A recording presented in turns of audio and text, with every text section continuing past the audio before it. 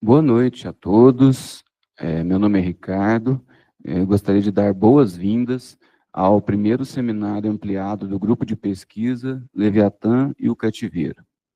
Idealizado ainda em 2019 e em funcionamento desde o ano de 2023, o Grupo de Pesquisa Leviatã e o Cativeiro reúne pesquisadores em torno do binômio temático Estado Moderno e Escravidão. Ao considerar um largo arco temporal, que vai de fins do século XVI ao XIX, nossas pesquisas procuram analisar, com base em diferentes corpos documentais, a relação entre diversas instituições luso-brasileiras, tais como a Inquisição, a família, a polícia, a imprensa, entre outras, e a escravidão de africanos e descendentes. Centradas fundamentalmente no espaço que conecta Brasil e Portugal durante o período colonial e o período imperial, nossas investigações perpassam indagações e respostas a temas pungentes na sociedade brasileira atual, agregando novos tópicos aos debates estabelecidos entre os especialistas e abrindo uma linha ampla de comunicação com todos os interessados, dentro e fora da universidade. Em 2024, o grupo realizou seu primeiro seminário internacional, que propiciou tanto o debate público dos resultados das pesquisas realizadas pelos estudiosos que integram o Leviatã, oriundo de diferentes campi da Unesp e de departamentos de História e de Direito de IES do país, além de estudiosos convidados pertencentes a universidades do Sudeste, do Nordeste do Brasil e de outros países da América e da Europa. Para além dos resultados imediatos, o evento deu início a um conjunto importante de cooperações acadêmicas que tem permitido o deslocamento de nossos pesquisadores para importantes instituições, tais como a Universidade de Nápoles, a Universidade de Lisboa, o King's College de Londres, a Universidade de Nantes, a Universidade do Kentucky, dentre outras. Publicamos o nosso primeiro dossiê temático na revista Ágora, da Universidade Federal do Espírito Santo, e no próximo Simpósio Nacional de História, a se realizar na capital mineira, em Belo Horizonte, terra de trabalho do nosso convidado, que na verdade é de Santa Catarina, realizaremos o nosso primeiro simpósio externo, com lançamentos de livros autorais produzidos por duas pesquisadoras do grupo, a professora Larissa e a professora Marília.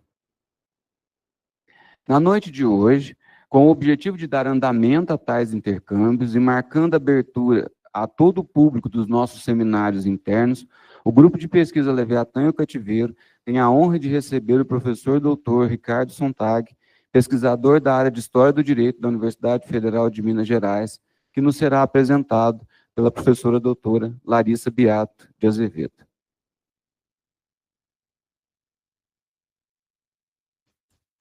Boa noite a todos. Boa noite, professora. É uma alegria tê-lo aqui.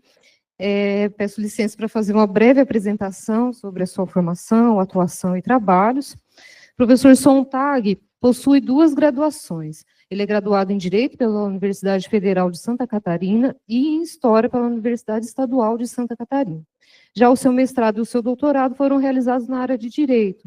O título de doutor em Teoria e História do Direito foi obtido na Itália, na Universidade de Florença. Professor da Universidade Federal de Minas Gerais desde 2014, ele leciona nos cursos de graduação e de pós-graduação em Direito. Em 2017, esteve vinculado à Universidade de Milão como professor visitante. É coordenador do Studium Iuris, grupo de pesquisa em História da Cultura Jurídica, que é certificado pelo CNPq e sediado na UFMG. Nosso convidado possui uma vasta produção acadêmica. Muitas de suas publicações tratam da produção normativa e do pensamento jurídico penal brasileiro dos séculos XIX e XX. Destaco aqui 3 de seus trabalhos: o livro intitulado Código Criminológico, Ciência Jurídica e Codificação Penal no Brasil, 1888-1899. Exceção única à civilização cristã, o problema dos açoites na literatura jurídico-penal brasileira, artigo publicado na revista Quaderni Fiorentini.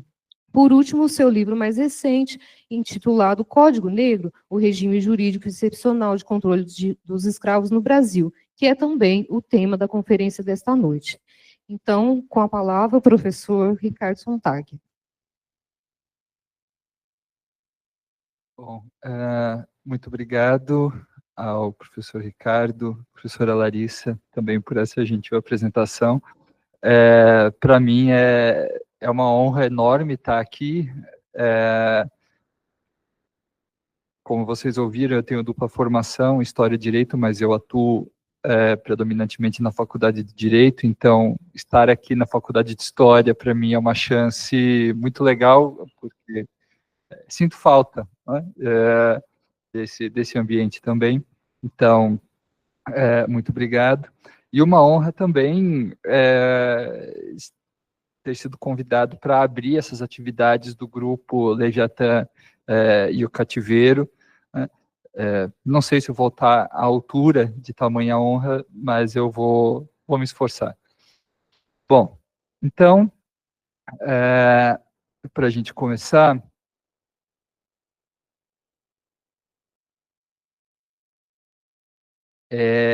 esse é o percurso que a gente vai fazer hoje. Né? Quem conhece um pouco de história da escravidão no Brasil vai perceber que várias palavras-chave que eu utilizei aí fazem parte do arcabouço normalmente utilizado pela historiografia para falar do controle dos escravos. Né? Exceção e inimigo, por exemplo, soam familiares. Não é?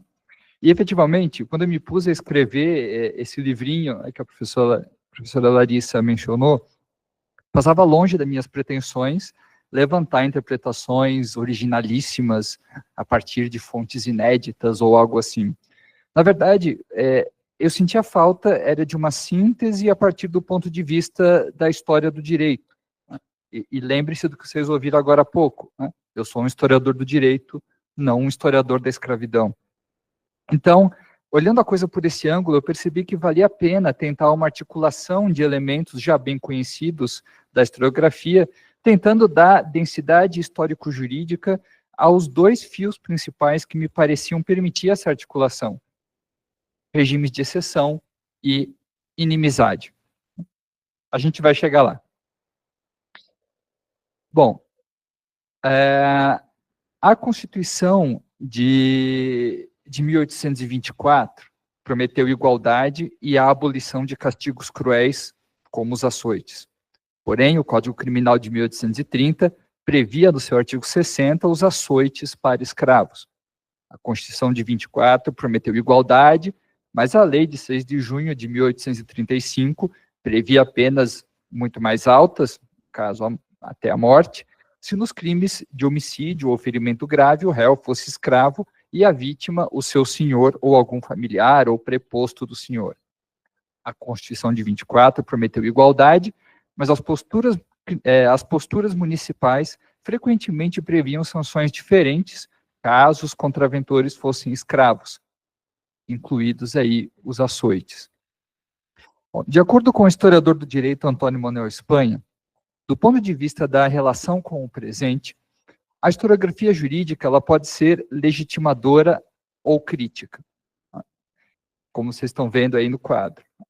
A primeira é uma história continuista que legitima o presente, invocando a permanência secular de uma tradição ou os acúmulos de um processo evolutivo. A segunda ela é crítica no sentido de que permite abrir os horizontes do sujeito mergulhado no presente ao desvelar outras formas de viver e de representar o direito, né, o que implica em um radical compromisso com o respeito à alteridade do passado. Bom, como que as abordagens possíveis sobre o nosso tema se colocam nesse esquema proposto pelo Espanha?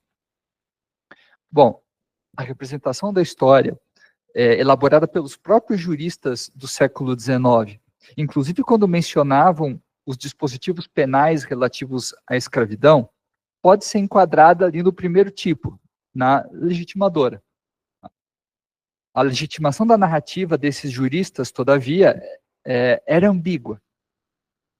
Porque, por um lado, era uma história confortadora, porque o fluxo dos acontecimentos levaria inexoravelmente à superação da barbárie, né? Mas, por outro lado, ela estimulava o combate intelectual contra os anacronismos, né, que estariam maculando a civilização brasileira. Bom, mas uma variação de história crítica que não foi prevista pelo mestre Espanha também existe no nosso caso. Nessa variação, as iniquidades do velho controle penal escravista seriam anacronismos ainda presentes. As origens de alguns males do direito penal atual estariam no período em que vigorava um regime jurídico excepcional contra os escravos. Uma história que parece crítica, mas que aposta em uma relação de continuidade entre passado e presente. Então, claro, é fácil concordar que são males os problemas identificados na atualidade por essas abordagens, né?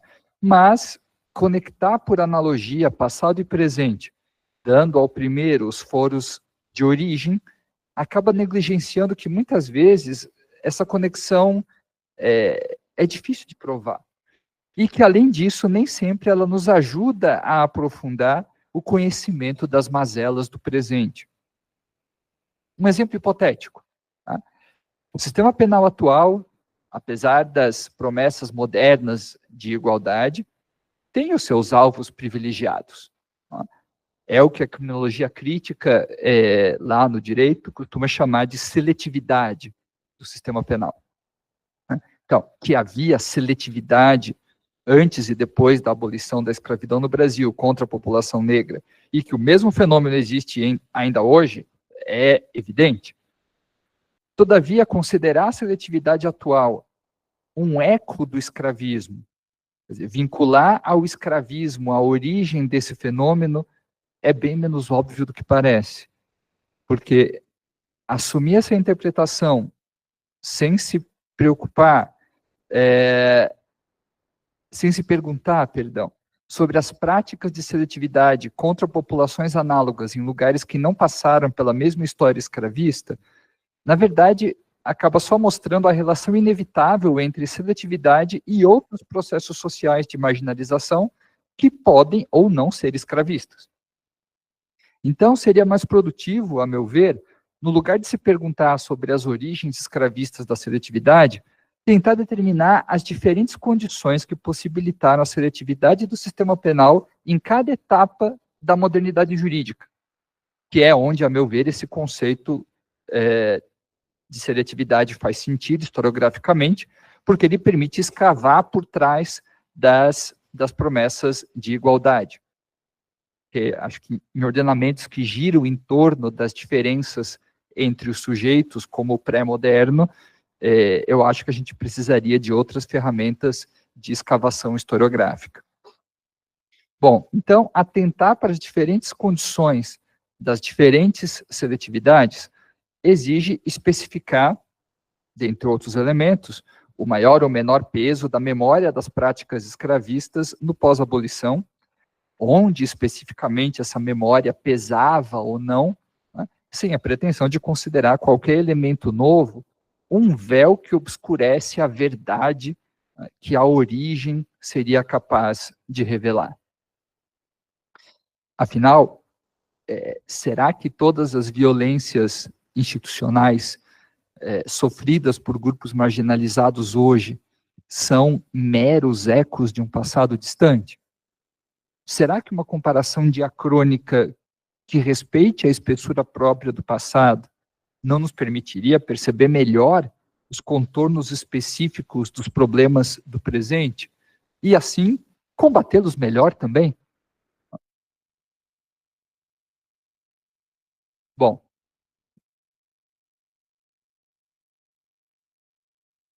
para nos guiar pelas sendas do controle penal escravista, quase sempre sombrias, a gente vai se amparar no conceito de regimes jurídicos de exceção, elaborado pelo historiador do direito Máximo Meccarelli.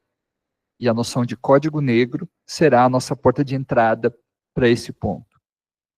Bom, como se sabe, nunca existiu no Brasil um livro que recolhesse todos os dispositivos referentes aos escravos, embora a proposta tenha sido levantada mais de uma vez.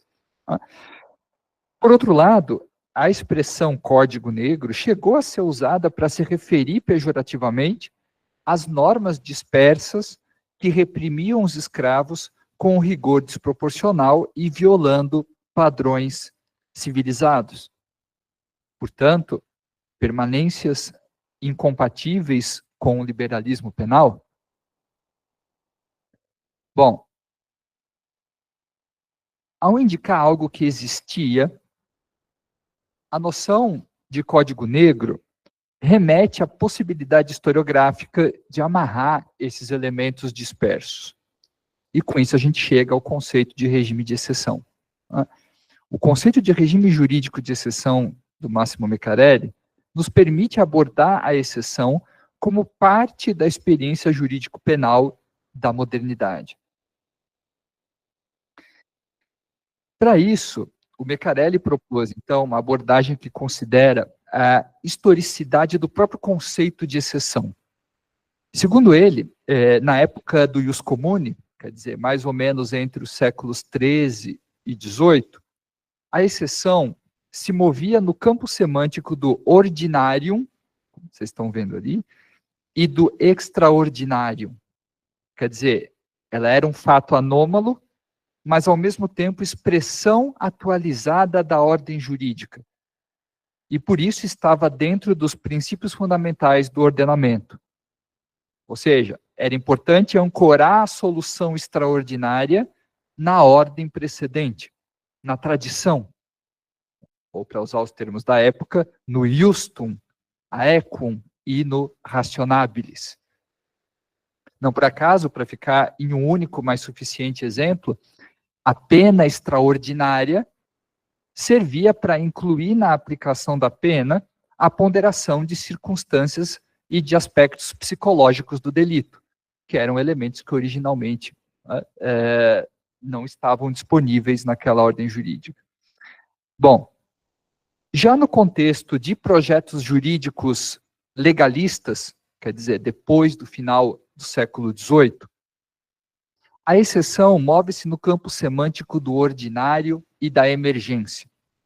Ela espelha os momentos em que razões de defesa da ordem estabelecida prevaleciam sobre a tutela dos direitos e liberdades individuais. Então, a emergência desmentia o espírito das codificações.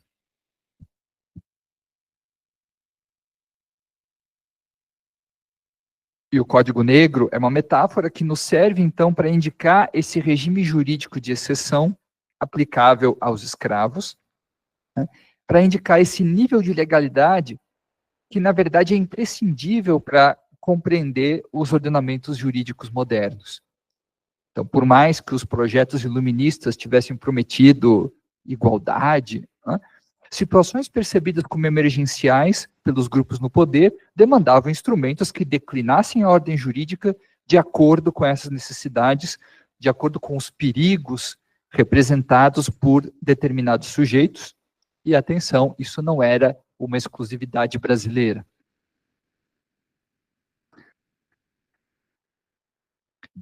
Bom, depois da promulgação do primeiro Código Penal da Itália Unificada, em 1889, o Meccarelli percebeu que os regimes jurídicos de exceção costumavam ser instaurados por meio de instrumentos normativos exteriores ao Código.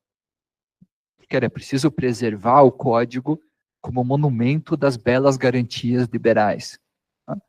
Mas não foi assim em todos os casos. Na França, por exemplo, além das normas que permaneceram exteriores ao por si só draconiano Código Penal de 1810, leis especiais de arroxo continuamente modificavam o texto codificado. Como vocês estão vendo aí nesse quadrinho, que eu tentei simplificar essa situação toda. Bom, no caso brasileiro, existiam os instrumentos normativos exteriores ao Código, como as posturas municipais e as leis especiais, e as exceções enxertadas, só que desde o início, no próprio texto do Código. Então, para não cansá-los com demoradas descrições de normas, basta-me lembrá-los de algumas situações exemplares. Vejamos. O famoso artigo 60, né, do Código Criminal de 1830, que estabelecia que, se o réu for escravo e incorrer em pena que não seja capital ou de galés, será condenado na de açoites. Reparem, uma exceção que modificava uma fatia significativa, né, da parte especial do Código, que é a parte onde a gente tem a lista de crimes específicos. Bom, as posturas municipais eram normas de natureza administrativa que regulavam a vida local das cidades. E dentre as matérias que as posturas poderiam tratar, no seu poder de polícia administrativa, estavam aquelas relativas à tranquilidade e à segurança, dentro dos limites estabelecidos pela Lei de 1º de outubro de 1828. E, bom, por serem normas de natureza administrativa, elas precisavam ser limitadas para não avançar na seara daquelas de natureza penal, né? Por isso, a Lei de 1828 estipulava que as sanções das posturas municipais não poderiam superar 8 dias de prisão e 30 mil reais de condenação, as quais serão agravadas nas reincidências em até 30 dias de prisão e 60 mil reais de multa.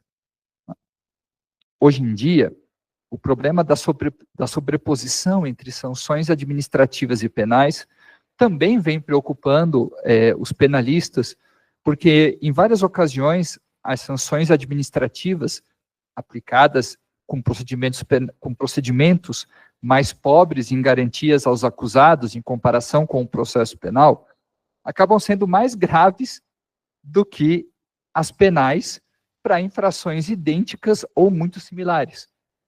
Existem vários exemplos em infrações contra a ordem econômica, corrupção, funcionalismo público e meio ambiente. Então, o problema da sobreposição entre as esferas administrativa e penal se apresenta tanto no século XIX quanto hoje, né, mas com colorações distintas.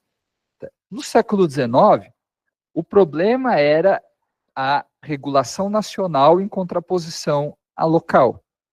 Hoje em dia, por vezes, até a regulação administrativa é local, mas o elemento basilar, na verdade, é o nicho, né, independentemente do nível. Então, regulação administrativa nacional ou local sobre determinadas atividades econômicas, né, e por aí vai. O elemento fundamental é o nicho. Bom, mas voltando ao nosso ponto dos escravos, o que chama a atenção nas posturas municipais oitocentistas é que elas frequentemente violavam os limites da lei de 1828 ao sancionar condutas praticadas por escravos. Por exemplo, o título 4º, parágrafo 3º da postura municipal do Rio de Janeiro de 1838 estabelecia sanções diferentes para livres e escravos que praticassem obscenidades em lugar público. Vou ler para vocês. Toda pessoa que em lugar público proferir palavras indecentes ou praticar gestos ou tomar atitudes da mesma natureza, ou apresentar quadro ou figuras ofensivas da moral pública, será multada em 20 mil réis, pagos da cadeia, na qual será conservado por 8 dias, se antes deles não satisfizer a multa. Sendo escravo, sofrerá 25 açoites.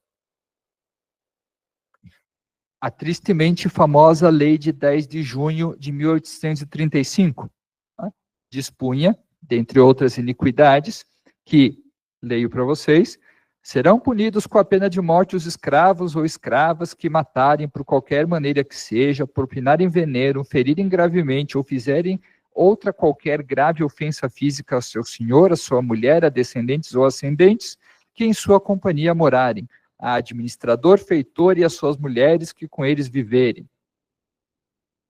Repare, a pena mais alta do Código Criminal para o crime de ofensa física era de 8 anos de prisão com trabalho, mais a multa correspondente à metade do tempo, aplicável quando do ferimento resultasse grave incômodo de saúde ou inabilitação de serviço por mais de um mês.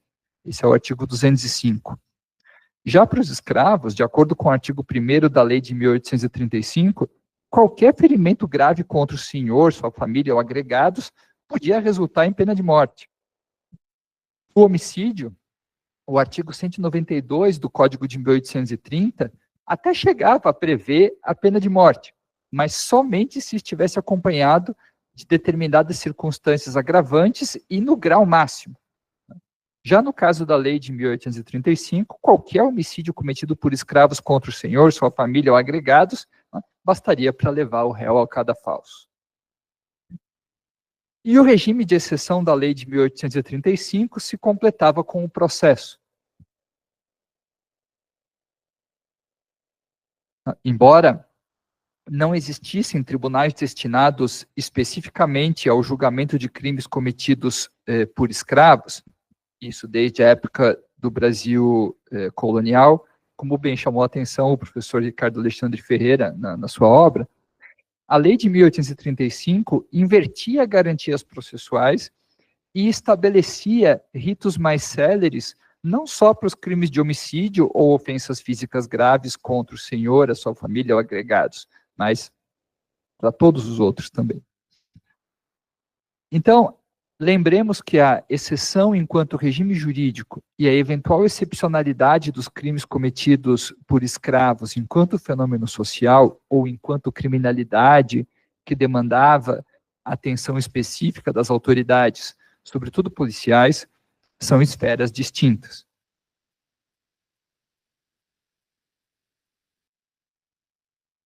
De novo, o professor Ricardo Alexandre Ferreira já mostrou que muitas vezes livres e escravos estavam lá praticando os mesmos crimes e atravessando experiências similares nas malhas da justiça criminal.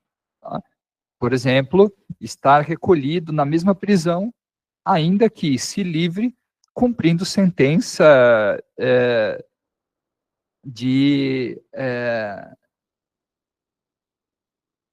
no caso de um livre, cumprindo sentença de prisão.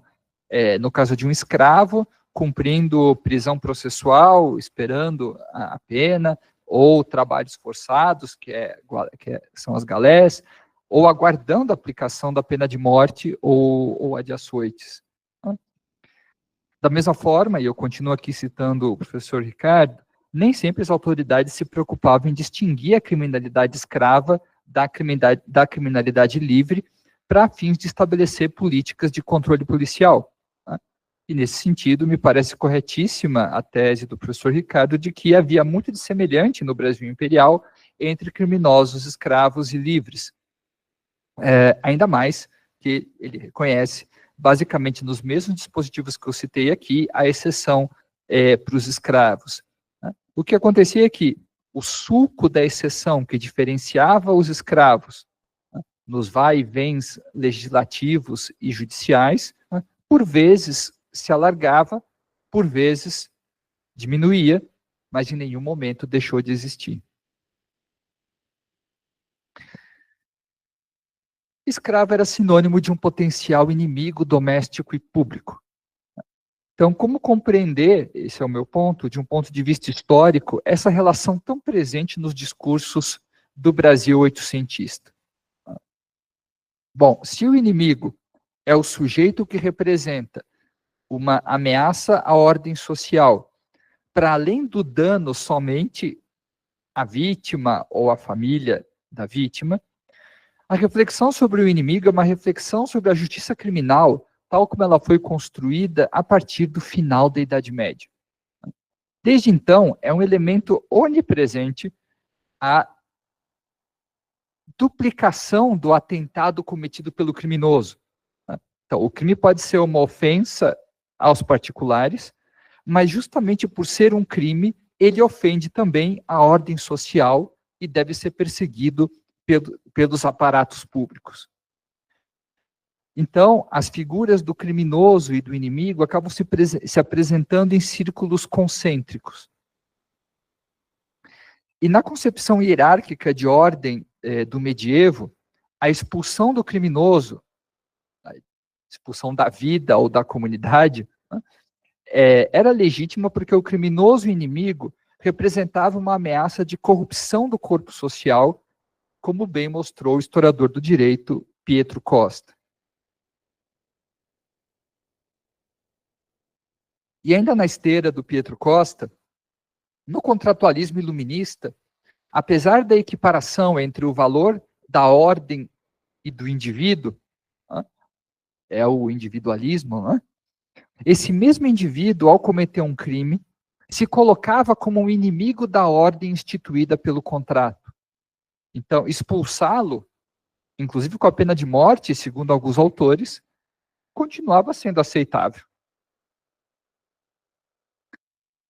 Sobre o criminoso como inimigo da ordem social, a abordagem do historiador do direito Paolo Marchetti nos convida a desfazer alguns estereótipos sobre o direito penal pré-moderno. Então, será possível conceber o criminoso como inimigo em um contexto em que o crime não era formulado em termos de criminalidade, em que o problema da reincidência era marginal? Então, seria o criminoso como inimigo uma novidade do século XIX?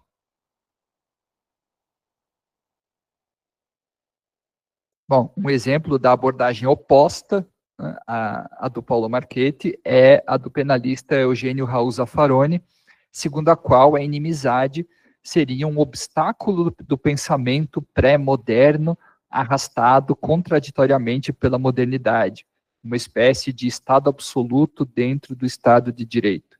Mas acho essa abordagem do Zaffaroni também continuista demais. Mas vamos lá.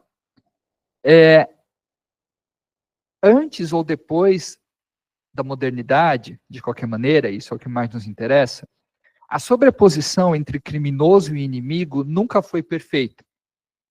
Então, basta a gente pensar em duas situações.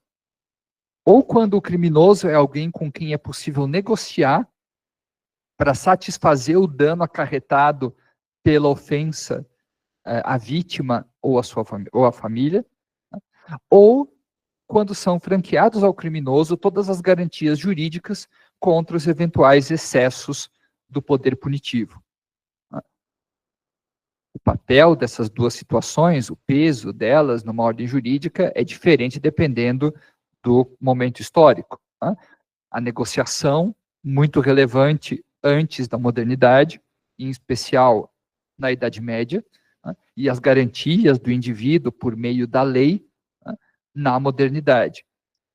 Mas ambas indicam que o criminoso não é necessariamente um inimigo.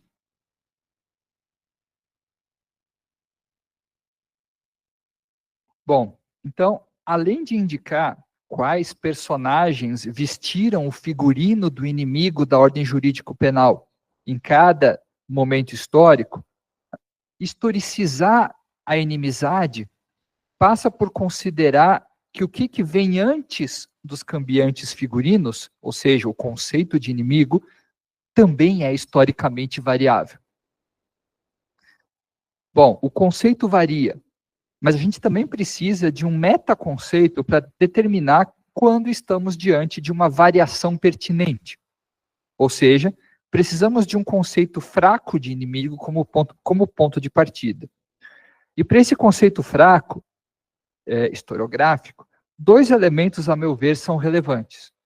Primeiro, quando os agentes da época estudada pensavam que havia uma ameaça ou um ataque violento contra os elementos constitutivos de uma determinada estrutura político-jurídica ou social. E segundo, quando a reação a tais ameaças é excepcional, quer dizer, diferenciando os iguais dos outros.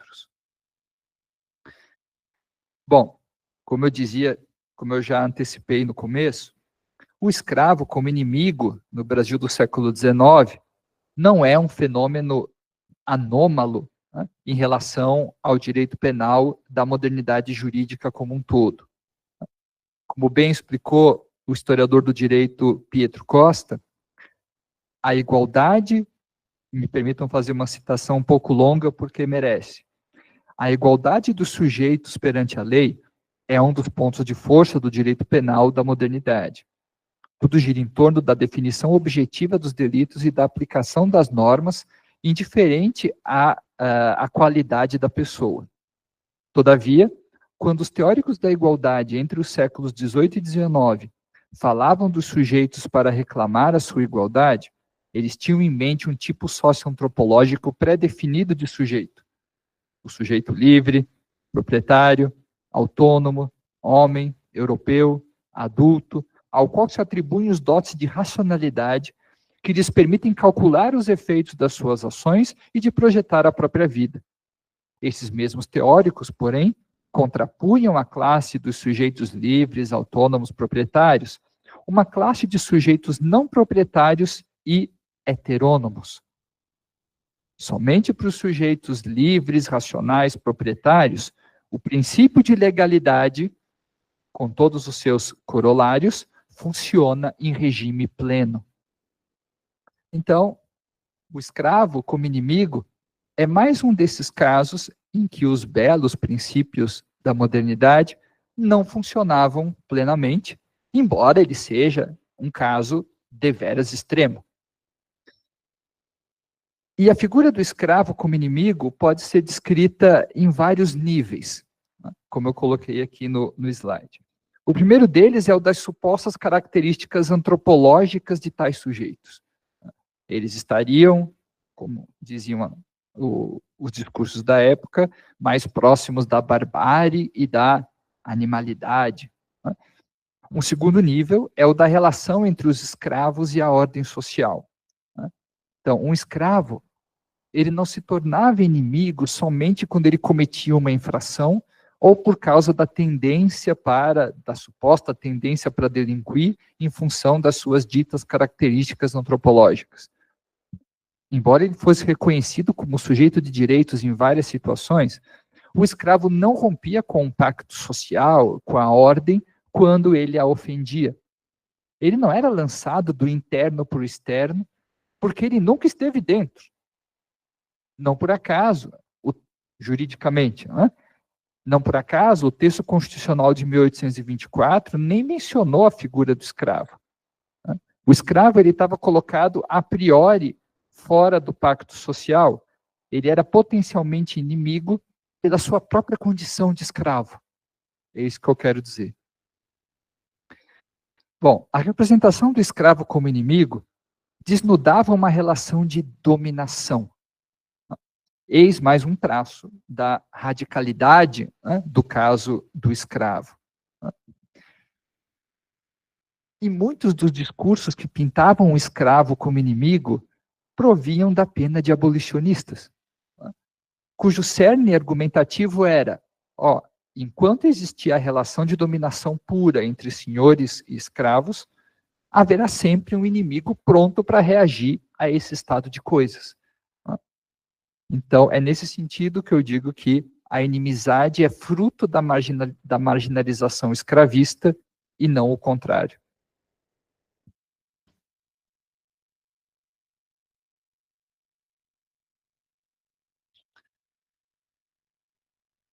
O regime jurídico excepcional que tinha como alvo os inimigos escravos, então, não era um simples resquício anacrônico de tempos passados. A especificidade da noção de exceção típica da modernidade, tal como teorizada por Máximo Meccarelli, é perceptível em algumas atitudes de certos juristas brasileiros do século XIX.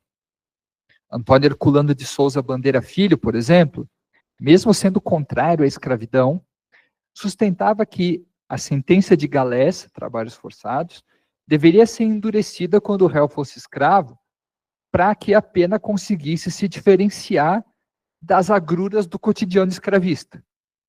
Ele está falando isso na década de 1880. Uma preocupação não somente de juristas, mas também de autoridades policiais e políticas da época, como bem relatou a professora Larissa Beato em artigo recente. De volta aos juristas, vários deles adotavam postura semelhante à do Bandeira Filho. Quer dizer, por um lado, lamentar a escravidão, mas não necessariamente assumir as interpretações do direito vigente mais benéficas ao réu escravo. Então, a lógica do extraordinário, lá do ius commune, pré-moderno, dava espaço devido aos juristas para que eles tentassem absorver as situações tidas como fora do normal no interior dos princípios tradicionais da ordem jurídica.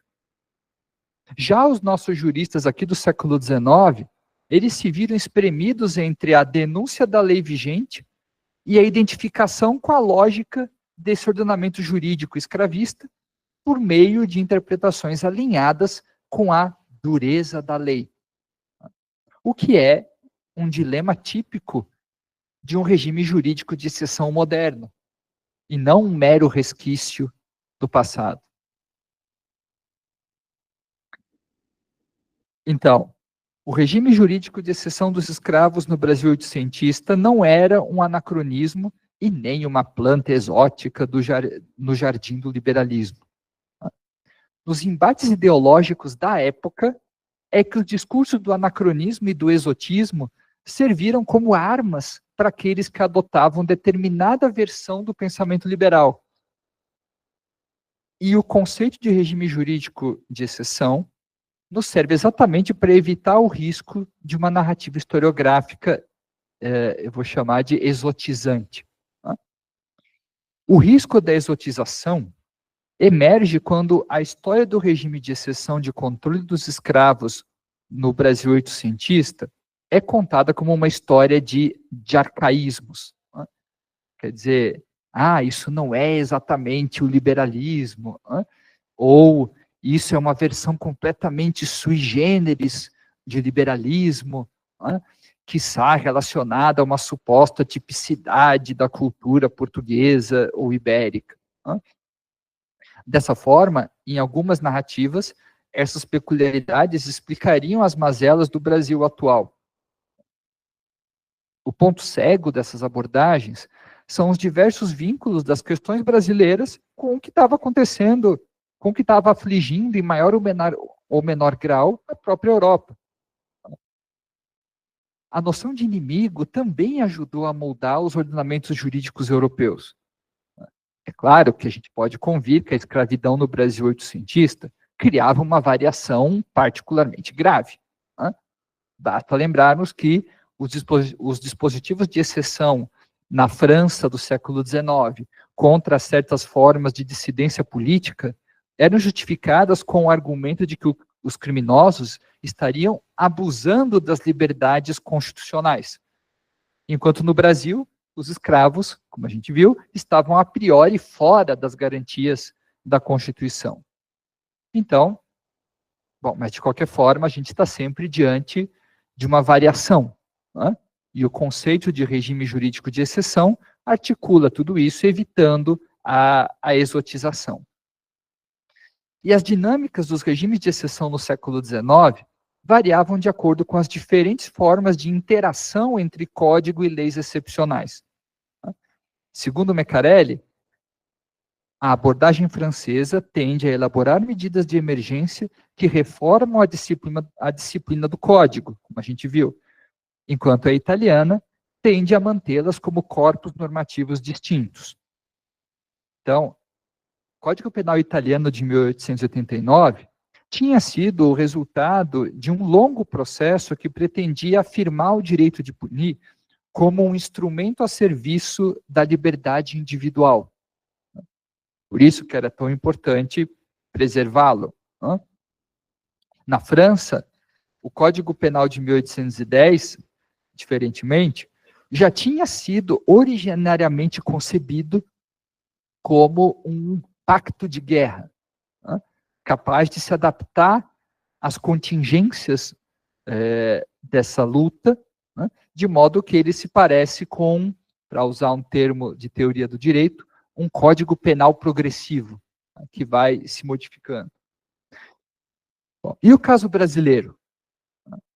Tendo em vista o regime excepcional aplicável aos escravos na época do Império, preponderava a estratégia de preservar o código que simbolizava o rechaço ao modelo punitivo do livro V das ordenações filipinas, o velho livro V, em nome de uma nova civilização liberal. A lei de exceção de 1835, por exemplo, permaneceu externa ao código. A ideia não era atualizar o código, diferentemente do caso francês. Mas a existência da escravidão gerava o impasse. apartar todos esses dispositivos relativos aos escravos em um código negro não soava uma boa ideia. Por isso, nas antípodas do modelo italiano, algumas normas excepcionais relativas aos escravos foram enxertadas desde o princípio no texto do tão civilizado e liberal Código Criminal de 1830. Então, o historiador do direito Mário Davi Barbosa teorizou que o modelo brasileiro seria parte francês, por causa do artigo 60, né, e parte italiano, por causa da lei de 35 e de outros dispositivos exteriores ao Código. Bom, eu acho que ele identificou bem as duas diferentes dinâmicas convivendo no caso brasileiro, exceção no Código e exceção fora do Código. Todavia, a meu ver, não é possível cindir um ordenamento jurídico se a gente quiser operar com o conceito de regime jurídico de exceção mecareliano, porque ele foi elaborado justamente para compreender as relações entre essas diferentes partes de um ordenamento estatal. Portanto, o controle punitivo do Estado brasileiro de cientista contra os escravos, eu diria, não é parte francês, parte italiano, mas ele é um terceiro caso, ele é uma terceira dinâmica de regime de exceção. Por fim, a altissonante proclamação de liberdades na modernidade, é claro que teve o seu papel emancipatório. Mas é preciso lembrar do outro polo que constituía o campo de tensão elementar do liberalismo penal, junto com as liberdades, que é a ordem. Compreender os ordenamentos jurídicos liberais, especialmente nas suas faces punitivas, a partir das traições à regra. Essa é a proposta fundamental da categoria historiográfica regime jurídico de exceção. Então, se o Código Negro, como um livro específico de normas jurídicas, não existiu empiricamente no Brasil oitocentista, por outro lado, a noção de Código Negro talvez seja uma útil metáfora historiográfica. Obrigado.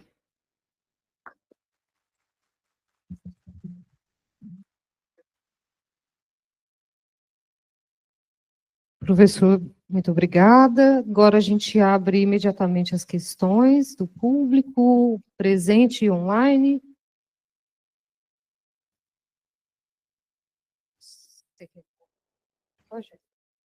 Ah, tá. Aqui é o QR Code para quem quiser baixar o livro, esse aqui, tá? Questões, pessoal?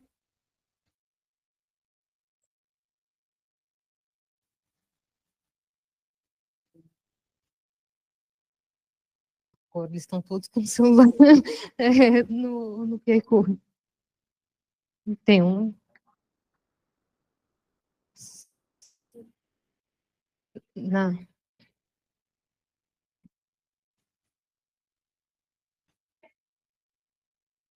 Não? Ah, a culpa. Sorry. Acho que temos questões online. Deixa eu só ver aqui. Aqui. Se eu for ver ali.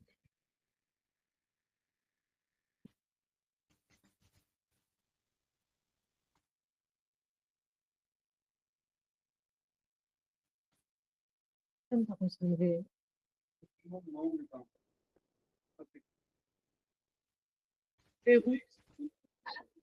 Quem levantou a mão online, por favor.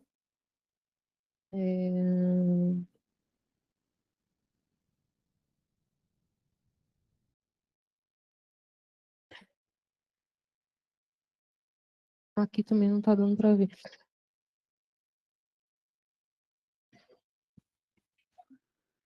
Isso, quem quiser fazer perguntas é só colocar no chat e a gente lê. Ou, se quiser também abrir o microfone e falar.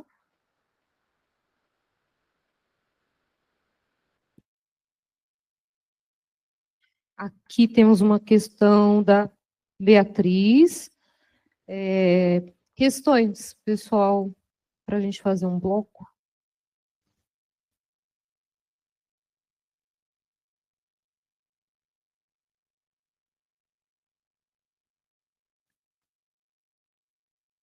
Ana Beatriz também.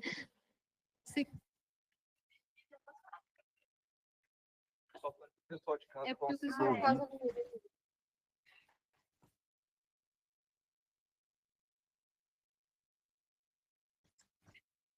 Olá, meu nome é Ana Beatriz. Eu queria saber, sua pesquisa fala que você pesquisa isso no Brasil. O recorte no Brasil, realmente no Brasil inteiro, ou tem algum recorte temporal, espacial mais específico?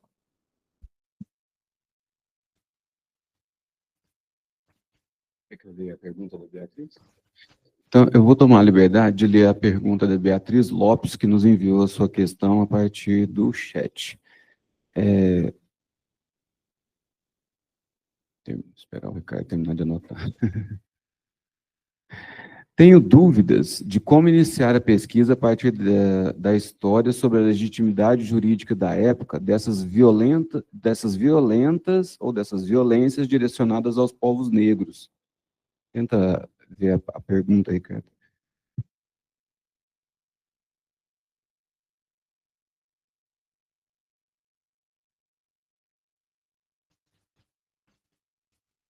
E eu também gostaria de perguntar, boa noite, eu gostaria de perguntar a respeito, o professor mencionou as ordenações, né, as ordenações para o período colonial, e eu queria saber como que a gente pode pensar essa questão para o período do Brasil colônia, a legislação do reino nesse sentido.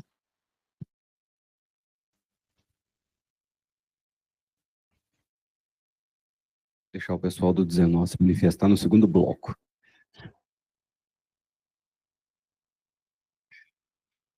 Marília.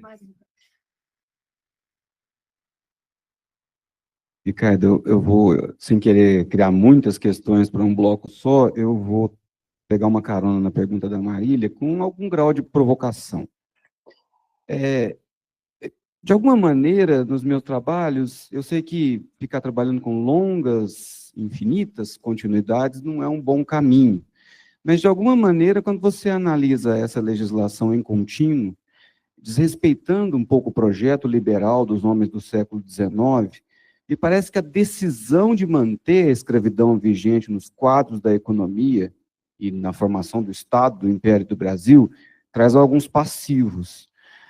Um deles, sem dúvida nenhuma, é não ingressar no liberalismo, nem no modelo francês, nem no modelo italiano, nem no modelo, muito menos no modelo britânico e tudo mais. Por quê? Porque você não tem como, na Constituição, omitir a existência do escravo. O escravo está ali. Acho que no Ribeiro Rocha, a ideia de inimigo de portas adentro, ela está muito menos relacionada com o inimigo do contrato, ou da equiparação inimigo e criminoso, ela está muito mais voltada a um juízo moral, de que o inimigo é por nós construído a partir de uma certa relação que temos, aí se faz uma leitura dos históricos e tudo mais, né? Mas isso é uma outra discussão, enfim. Aí a minha questão eu vejo muito na pena de isso, você disse, de juristas favoráveis a uma solução para a escravidão, porque ela contamina os nossos quadros sociais e jurídicos. E eles estão chamando, a posteriori, essa legislação de excepcional. Mas no momento mesmo de formular a legislação de imediata aplicação, que é o Código Penal, quando você diz que o escravo está sujeito a toda a legislação, você criou uma excepcionalidade, ou a excepcionalidade ela é incontornável para cumprimento de pena, e aí entra o artigo 60. Sem querer te colocar numa questão que não está muito voltada à aplicação conceitual de determinadas ideias, que foi a sua proposta hoje. Você nos trouxe conceitos amarrados em autores da história do direito, pensam assim. Eu estou aqui sendo mais amigo da onça do que seu, e tentando pensar a partir da maneira como o historiador formula, por continuidades e rupturas. Ou seja, é possível, numa sociedade que mantém a escravidão, dizer que a escravidão na legislação é excepcional se ela manteve a escravidão na normalidade social? Ou esse é um argumento mais voltado à necessidade de acabar com a escravidão? Bom, então nós vamos fechar esse bloco de 4. O professor Ricardo, eu, né, não ele, fez uma pergunta que é quase outra conferência, mas que é irritante, não façam isso. E aí a gente depois abre um novo bloco para as pessoas de casa e da plateia.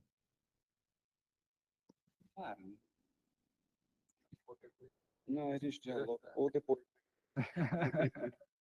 Bom, muito obrigado pelas interessantíssimas perguntas. Eu vou começar, me permito inverter a ordem, eu vou começar pela última, porque essa é dura, então, mas é legal também, justamente por isso. Bom,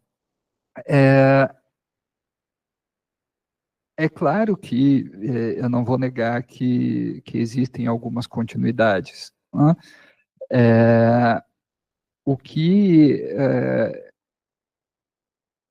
certos conceitos da história do direito me ajudaram a pensar é que, por exemplo, a maneira como um regime jurídico pré-moderno lidava com a diferença é diferente da maneira como um regime jurídico moderno lida com a diferença, né? Então, esse, para mim, foi o estalo. Calma, a oposição não é exatamente, apesar das promessas de igualdade, não é exatamente entre diferenças, né, naturalização das diferenças com os status dos sujeitos, etc., e igualdade, né? Então, o que eu comecei a perceber é que era mais interessante prestar atenção em como, em qualquer versão do liberalismo, ele precisa gerir as diferenças, mesmo assim, né? Mesmo dentro desse projeto que promete igualdade e tudo mais, né? É por isso que eu chamei a atenção para o fato de que a noção de inimigo é constitutiva para todas essas versões de liberalismo, né? Que a gente encontra na Europa. A noção de regime jurídico de exceção foi criada para pensar, né, o caso europeu. Então, na verdade, eu é que ousei pegar esse conceito e ver o que acontecia quando a gente aplicava aqui, né, para o caso dos escravos no Brasil, né? Então, acho que esse foi o primeiro elemento que eu achei importante levar em consideração, que quando a gente está falando de gerir de maneira diferenciada certos sujeitos no ordenamento jurídico moderno, a gente não está indo para fora do liberalismo, né? Na verdade, a gente está lidando com várias versões dele, né?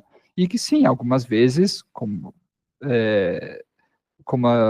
a gente percebe pela leitura dos juristas do século XIX, gerava desconforto, né? É claro, esse é um dado interessante. Todos os penalistas brasileiros do século XIX estão desconfortáveis com a escravidão.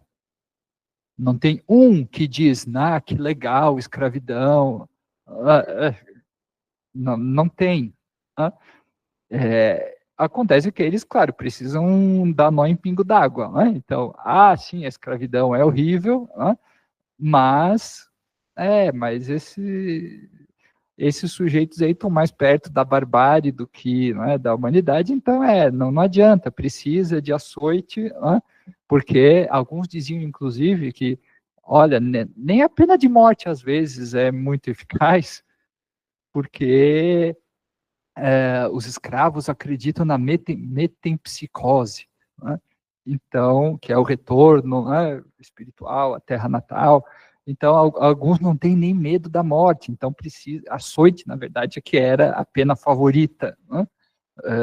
Tanto no ordenamento jurídico, quanto entre os senhores de escravos, né? Porque assim você vai lá, açoita, mas já pode voltar ao trabalho depois. Né? Mas, ao mesmo tempo,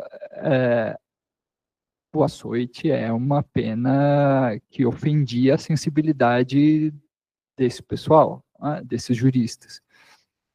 Então, por um lado, o que eu quis chamar a atenção é que, no plano dos ordenamentos jurídicos liberais, incluso o brasileiro, né, não é que exista uma incompatibilidade entre penas diferentes para determinados sujeitos, porque isso acontece o tempo todo, se a gente prestar atenção, como eu disse, inclusive na Europa. Né?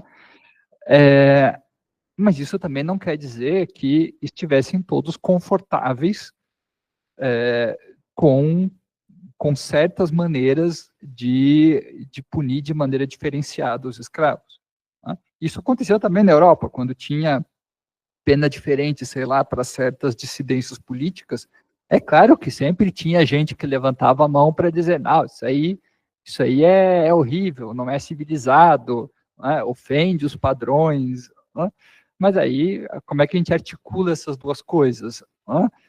Então, como esse tipo de situação excepcional é recorrente, né, em toda a modernidade jurídica, no Brasil e fora, o chamado desse tipo de conceito historiográfico aqui, né, do Meccarelli, por exemplo, regime jurídico de exceção, é que, olha, tem alguma coisa que torna esse tipo de recorrência congenial, né, a esse tipo de, inclusive a esse tipo de ordem jurídica. Né? Por isso também é interessante a gente prestar atenção no fato de que, sim, a pena de morte, ela passa a ser questionada a partir, assim, questionada sistematicamente a partir do iluminismo, só que isso não quer dizer que ela estava com o fim decretado por causa disso. Né?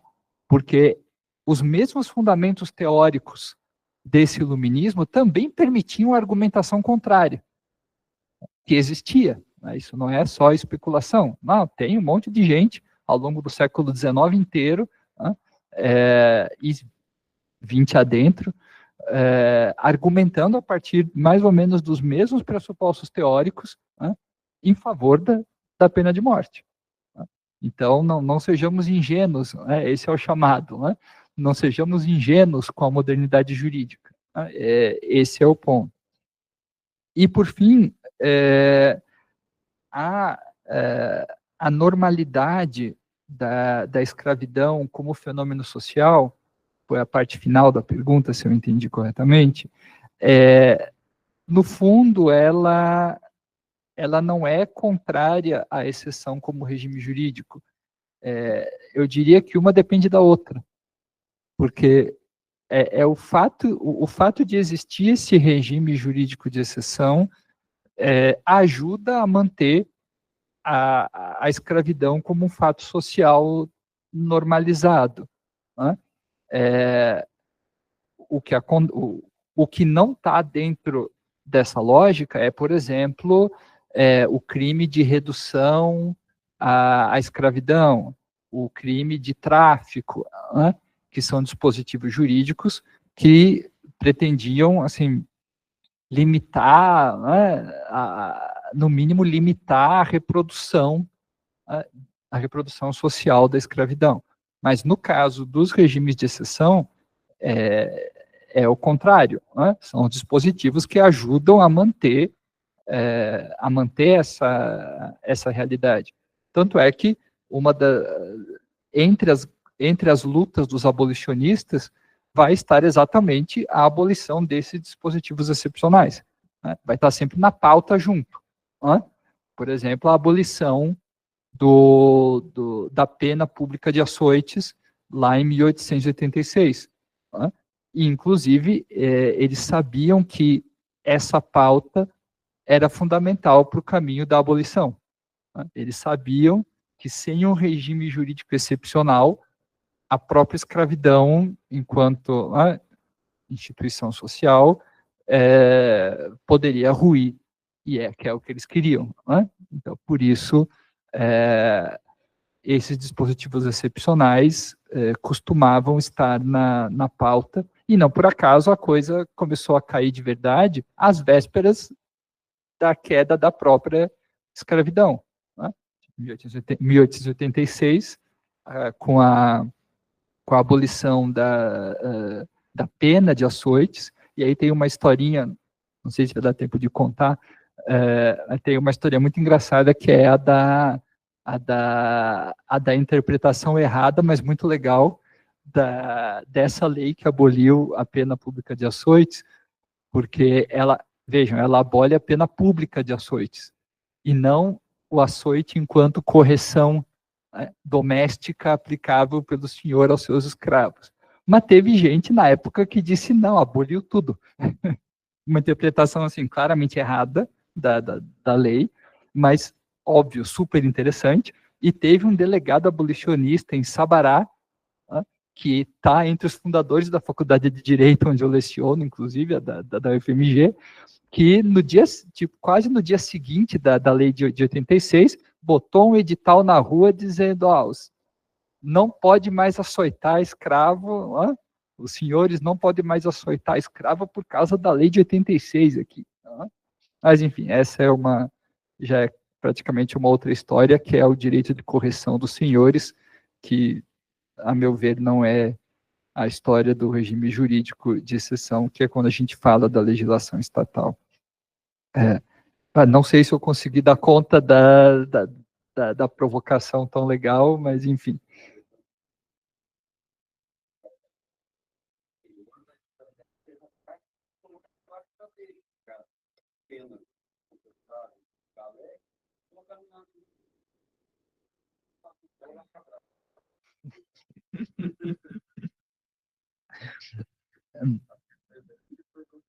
Tem mais 3 aqui, eu vou seguir a ordem inversa, então.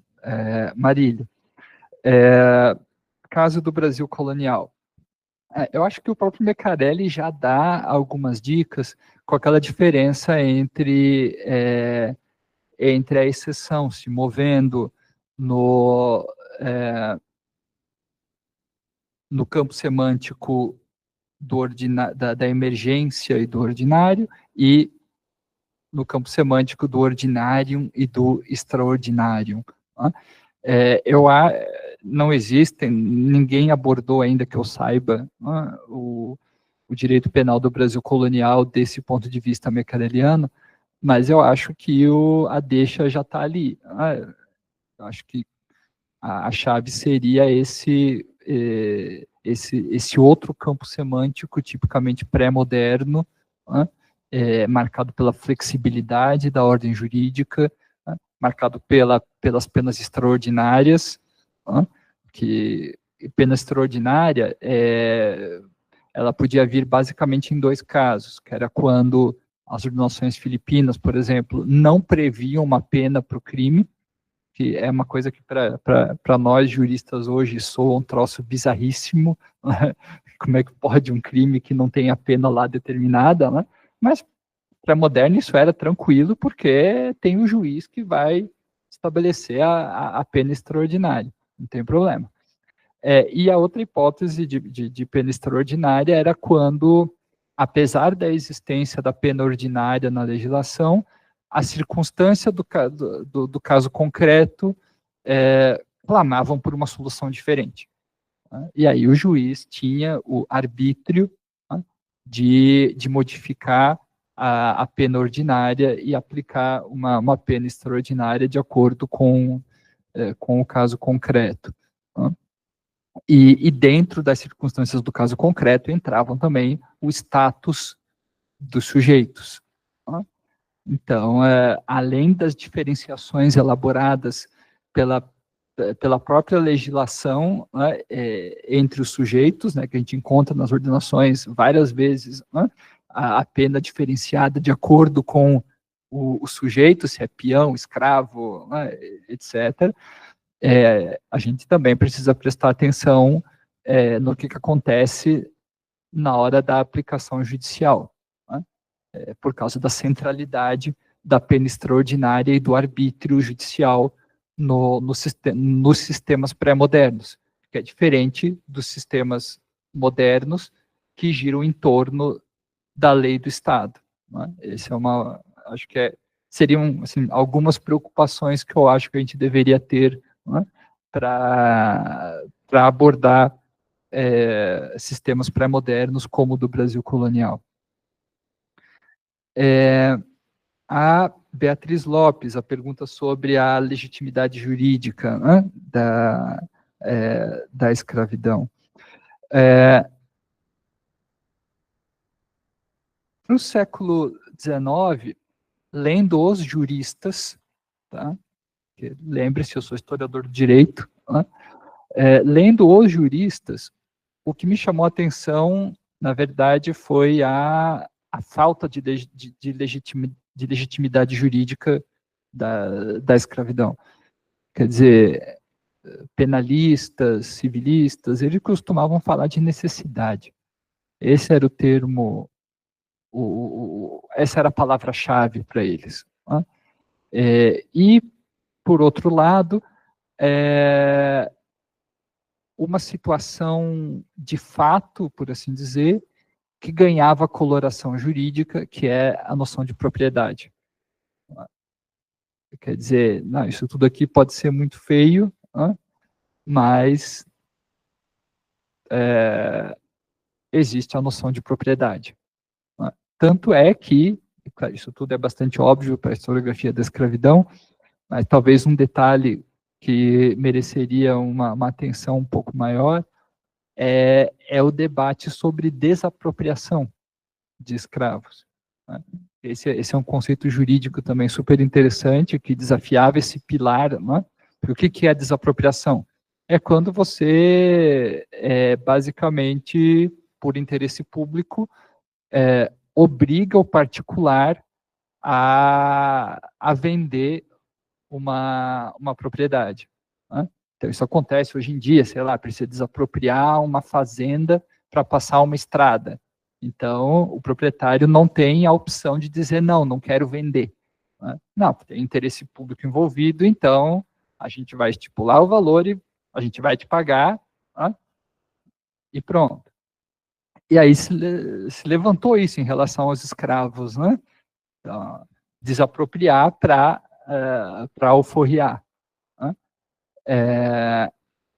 E esse foi um debate que se arrastou bastante até as vésperas da abolição, porque muitos senhores ficaram berrando pelas indenizações por desapropriação, né, até as vésperas, né, de modo que o fato de a Lei Áurea ter sido pequenininha, né, super sucinta, ela é um troço ambíguo, né, porque por um lado ela não preveu várias coisas que poderia ter previsto, mas ela também deixou de prever a indenização. Né? Ela tem esses dois lados. Então, eu acho que, ao menos para o século XIX, né, estudar a legitimidade jurídica da escravidão passa por esse tipo de coisa, né, e passa por alguns conceitos jurídicos fundamentais, como propriedade e em contraposição à desapropriação, né, que, inclusive, para quem tiver interesse, tem um artigo recente de um ex-orientando meu, o Arthur Barreto, sobre a desapropriação de escravos. E, por fim, também a pergunta da Beatriz, né, sobre o recorte, né, o recorte espacial. Né, sim, o meu recorte é predominantemente nacional, porque a legislação é predominantemente nacional. Os juristas, quando falam, né, eles estão falando, pensando, né, no direito do Estado brasileiro, né, então o recorte é nacional. Claro, com toda essa contextualização internacional, que me permitiu desconfiar de algumas narrativas exotizantes, né, que faziam do caso brasileiro, Mas é claro que existe também uma dimensãozinha local que tem a ver com aquelas posturas municipais. Acontece que, para mim, a abordagem não fazia sentido eu fazer um levantamento exaustivo, tipo, sei lá, de todas as posturas municipais de Minas Gerais, para verificar essa exceção. Me bastavam só alguns exemplos, e já me bastavam para dar conta do que eu queria dizer. Depois, teve gente que fez isso. Tem uma tese de doutorado da Lilian Briguente, que analisou as posturas municipais do Paraná, uma tese da UFPR. Uma orientanda minha de iniciação está trabalhando as posturas municipais de Minas Gerais, sistematicamente, as sanções para escravos nas posturas municipais, mas justamente aí é um enfoque diferente. Para mim, bastavam os exemplos, então eu podia pescar praticamente qualquer um, e isso me bastava. Aqui eu dei um para vocês, no livro tem um pouquinho mais, é só porque era o que me bastava. A gente tem algumas questões aqui no Meet, tem as questões aqui também, não? Lucas?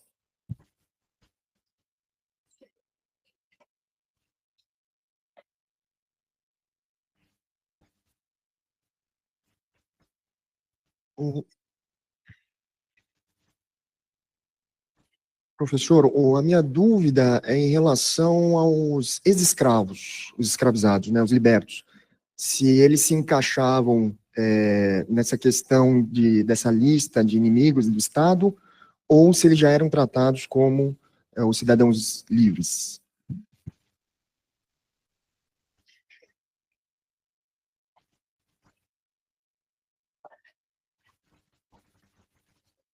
O Micael tinha levantado a mão. Micael, você quer falar Vocês um conseguem? áudio? Vocês me ouvem? Aqui. Oi, gente.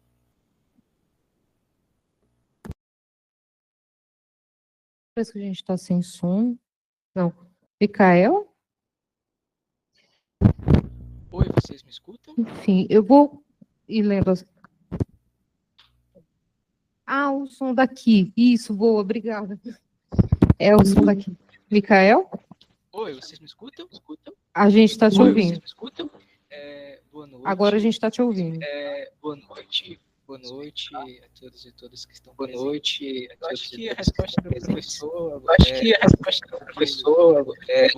Mas mesmo assim eu vou questioná-lo. Em certo momento, professor Ricardo, você falou de outubro de 2016, as regras de postura municipais, ela tentava limitar essas regras para que não se fosse possível que elas ultrapassassem os dispositivos jurídicos imperiais.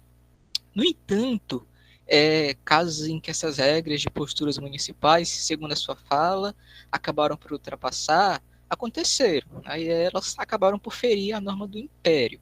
Você citou o caso do Rio de Janeiro. E aí eu pergunto para você, ferir as normas do Império a partir das regras de posturas municipais era algo comum ou uma exceção? Se fosse comum, você pode destacar um ou mais de um que possam chamar atenção para estudos históricos? Deu para ouvir, gente? Tá bom. Obrigado, era só isso mesmo. Tá bom. Obrigado, era só isso mesmo, tá? Sim, deu para ouvir. Vou passar para Milena. Primeiro, obrigada pela comunicação. Milena, você quer falar com áudio? Acho que não, né? Aquela coisa aqui. Faço mestrado em História pela Universidade Federal de Uberlândia e pesquiso sobre a escravidão em Uberaba no século XIX. Busco encontrar as existências dos escravizados através dos processos criminais. Há muitos casos, como briga entre escravizados, assassinatos contra senhores, etc. Todos eles envolvendo os cativos. Sendo assim, Você vê os escravizados como sujeitos para a legislação, visto que é através das atitudes deles que se abre um processo crime ou civil. E é através da preocupação com seus comportamentos que vão surgindo mais e mais regulamentos, por mais que eles tenham pouco espaço de atuação na justiça. Ela faz um agradecimento, professor Ricardo. E Adriele, eu queria saber se dentro da pesquisa o professor identificou posicionamentos dos juristas ou advogados da época sobre os artigos da lei dos sexagenários que previam punições para quem acoitasse escravos fugidos. Pergunto, pois na minha pesquisa os parlamentares que participaram dos debates em torno da aprovação dessa lei também se referiam a esses artigos como um código negro. Eu acho que é isso, né? E aí eu tenho uma pergunta.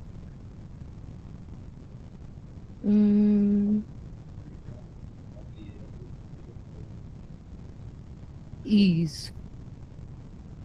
Eu acho que são essas que é dona. Eu vou... Tá.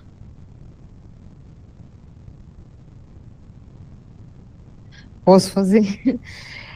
Professor, eu queria entender o que você encontrou a respeito da pena de galés.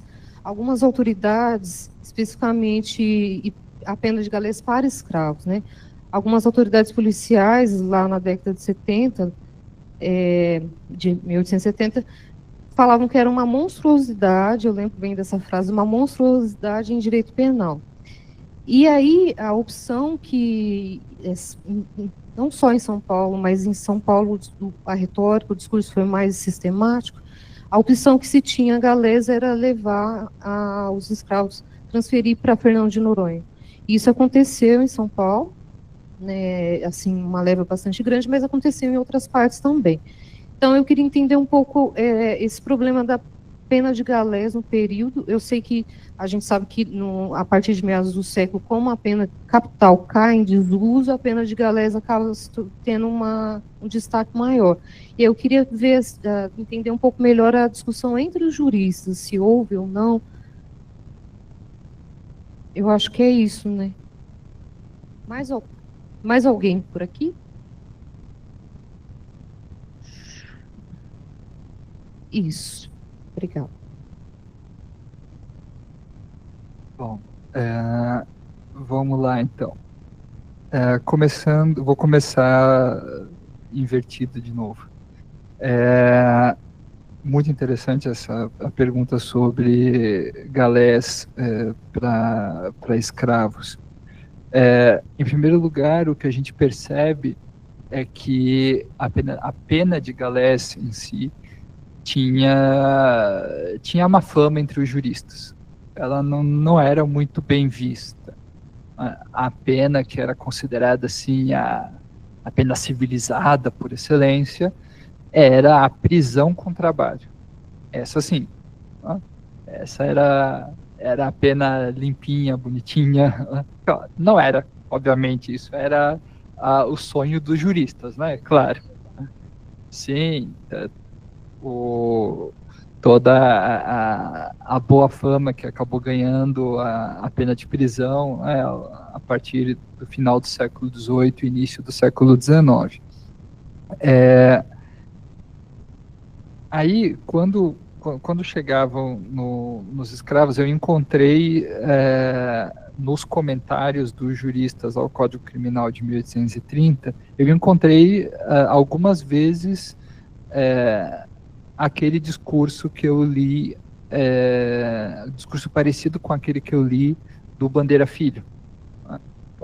Gente, galés para escravos é a mesma coisa que eles já vivem, trabalho forçado, então a gente precisa dar um jeito de apertar mais, né, essa pena de galés.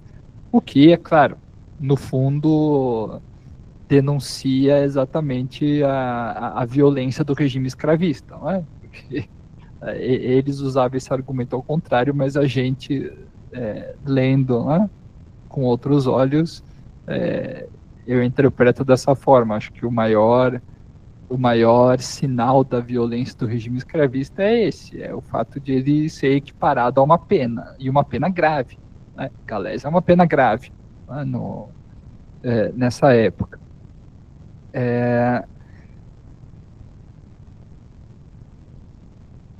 Agora, para além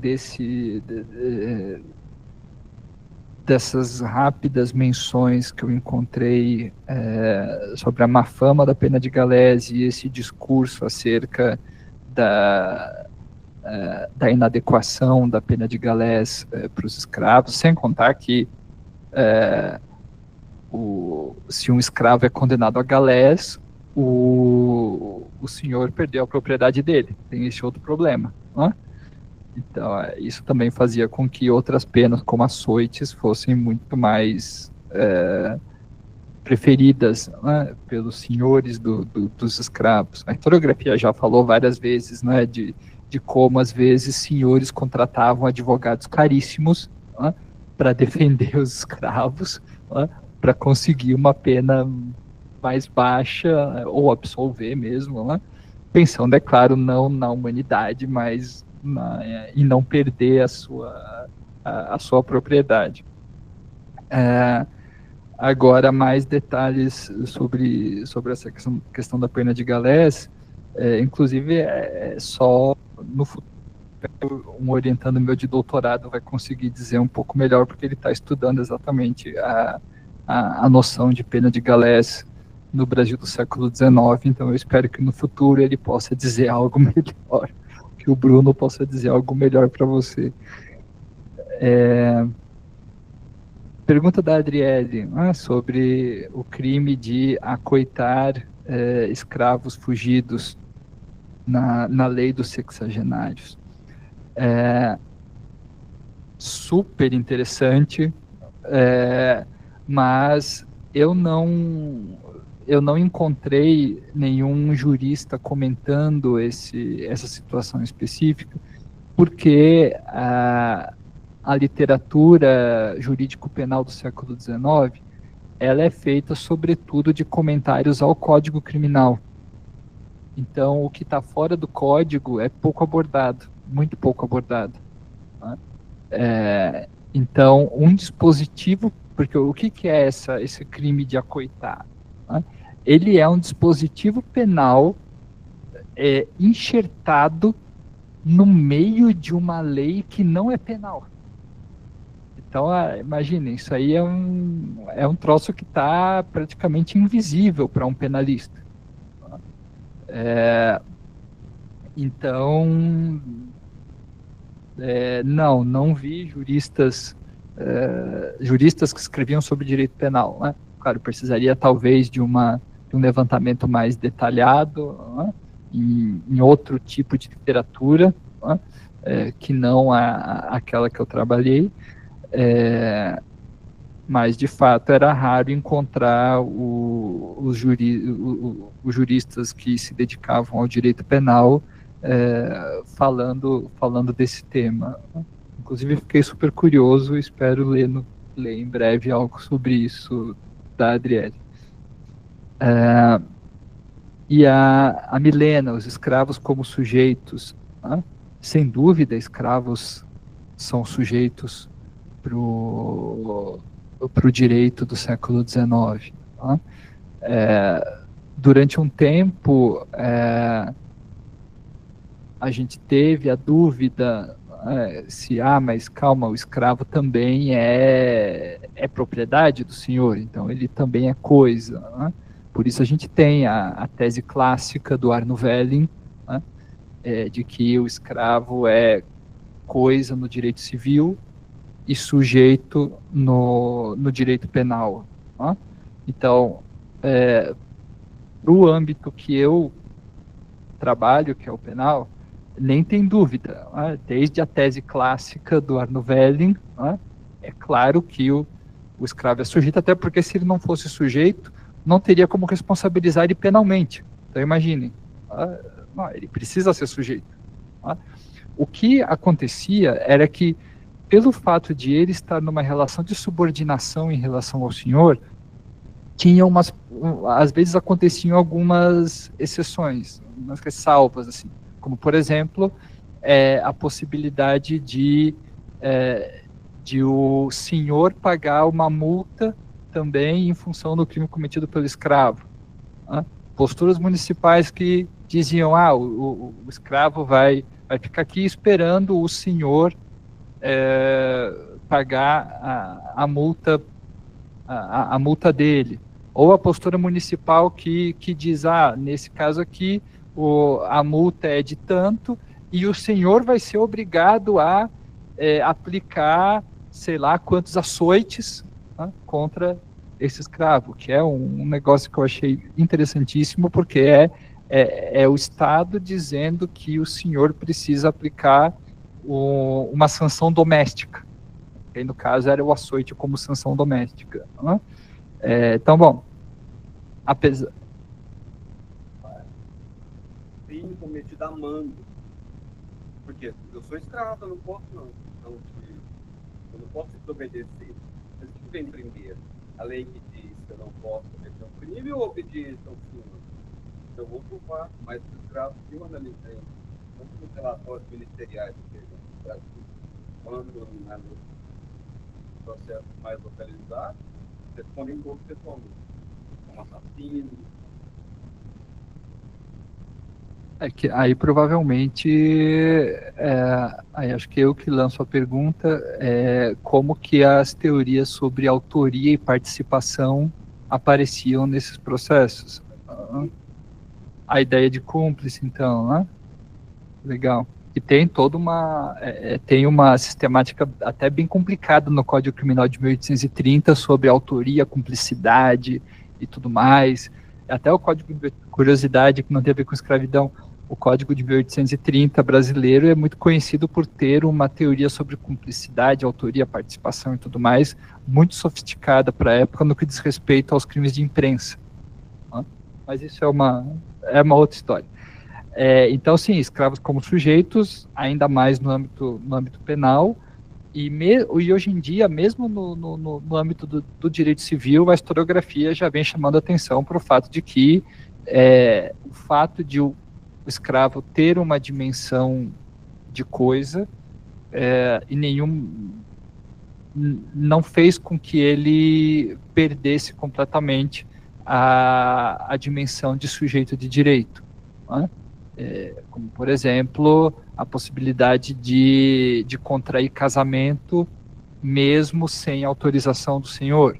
Né? Uma coisa não pode casar. Né? Então, e aí, nesse caso, o escravo, inclusive, está se contrapondo à vontade do senhor. Né? Mas como era casamento, né? um instituto cristão, né? Importante para a cristianização e tudo mais, então, não. Bom.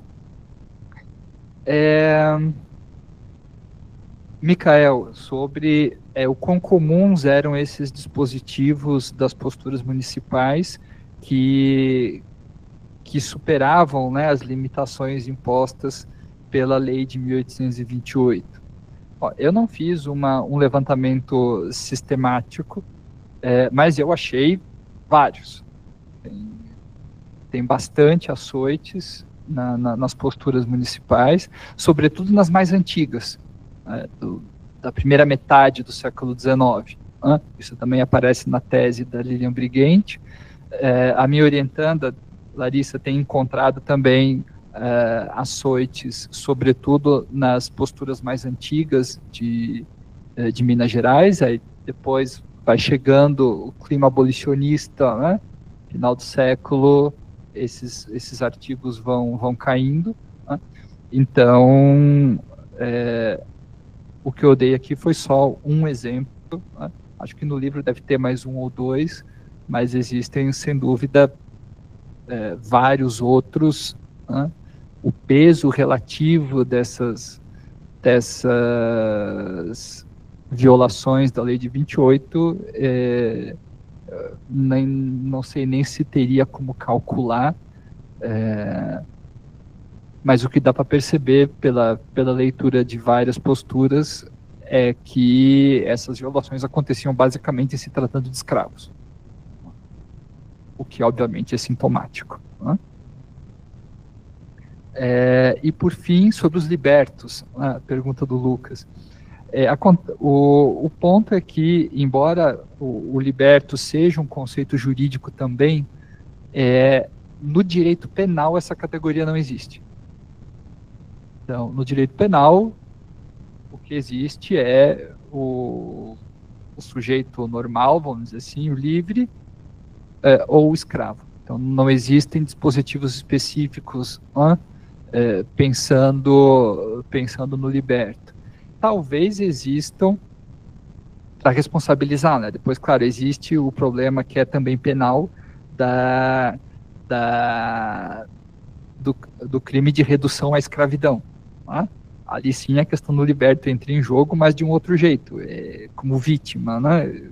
Se ele é liberto, né, ele não pode ser, em teoria, ser reduzido à escravidão, mas existe todo o problema de provar se ele é ou não liberto, e aí tem os casos, né, que a historiografia também já conhece bem, né, de volta, né, para a condição de escravo, enfim, mas como categoria para responsabilizar, né, não existe a categoria liberto. O que por exemplo, Carlos Perdigão, nos anos 70 do século XIX, se não me engano, quando ele xinga bastante a pena de açoites, que para ele era um negócio infamante, né? O que ele chama atenção é assim, é preto no branco. Olha, a gente não pode deixar essa marca de infâmia nesses sujeitos, porque daqui a pouco esses sujeitos vão ser tão livres quanto nós, né? Vão ter até direitos políticos, né?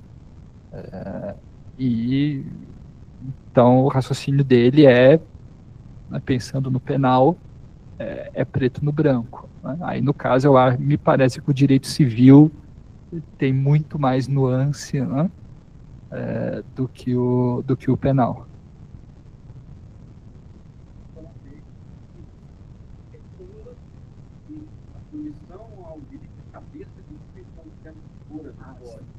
Estaria voltado ao critério que o caso, a gente fala isso na reforma da lei, mas como uma hipótese, não uma realidade. Justamente, repara que o conceito jurídico é livre, né? Que é a única hipótese lá do crime de insurreição escrava, que pode ser cometido por um livre, né? Que é o cabeça, né? Mas vê, o conceito, o que pode acontecer é, claro, na prática, né? Na prática, você mirar o liberto para enquadrar ali, mas você enquadra justamente porque para o direito penal o liberto é um livre, acabou, né? Então essa é a lógica do direito penal. Depois, é claro, na prática judicial, não sei o que a gente pode encontrar, né? Sei lá, vai que você encontra juízes tentando modular o grau de culpa, tendo em vista que ele é um liberto, né? Porque ele tem, né, aqueles traços antropológicos, né? Então é preciso, não sei, claro, a prática judicial é muito diversificada, né? Mas de qualquer maneira o conceito jurídico vai ser aquele mesmo, né? Ou ele vai ser um livre, ou ele vai ser um escravo para o direito penal, né? Deixa eu ver, tem o caso também para finalizar essa conversa, depois da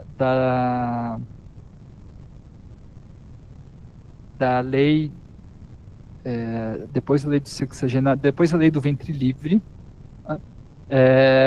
se cogitou no direito civil se existiam escravos no Brasil ainda, porque como todo mundo ia de qualquer jeito, ou nascer livre, ou ia chegar na idade da lei dos sexagenários, alguns juristas disseram, não, calma, na verdade não tem mais escravo no Brasil. O que tem é pessoas numa situação de expectativa de libertação. E aí isso tinha um status liber, que é o conceito de status liber. Né? Isso gerou uma polêmica jurídica incrível, que já foi analisada pela historiografia também. E no famosíssimo debate do Instituto dos Advogados Brasileiros, em que o Teixeira de Freitas, os mais importantes juristas brasileiros do século XIX, xingou todo mundo, dizendo que vocês estão loucos com essa ideia de status liber e tal. Aí ele era romanista, e aí ele deu um livro de direito romano para a biblioteca do IAB e largou a presidência do IAB, porque ele perdeu no debate, né, porque ele achava que não tinha esse papo de status liber.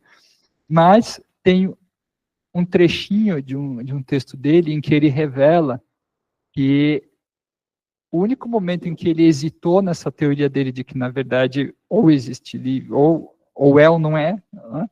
Então, sem essa coisa de status liber, foi quando ele pensou nas consequências penais da existência ou não do status liber. Porque se o sujeito é status liber, não pode mais ser penalizado como escravo. Não tem mais açoite, não tem mais esse regime excepcional todo, não tem mais lei de 35, não tem mais nada disso. Né? Então, nesse momento, o velho Teixeira de Freitas, ele confessa que hesitou. Né? Mas, enfim. Acho que era isso. Por favor, coordenador do grupo Leviatã e o Cativeiro. Pessoal, a gente está encerrando, então, algumas palavras. Agradecemos a todos pela presença. Professor, agradecemos demais a conferência. E é isso. Nos encontramos nos próximos encontros e seminários do grupo. Isso. Pessoal que está online, muito obrigada. Quer falar alguma coisa? Muito obrigado pela paciência de vocês de ficar aqui até agora, de me ouvir. Foi uma grande honra mesmo. Meu Deus. Obrigado pela paciência de quem está online aí também. Viu? Obrigado. Muito obrigado.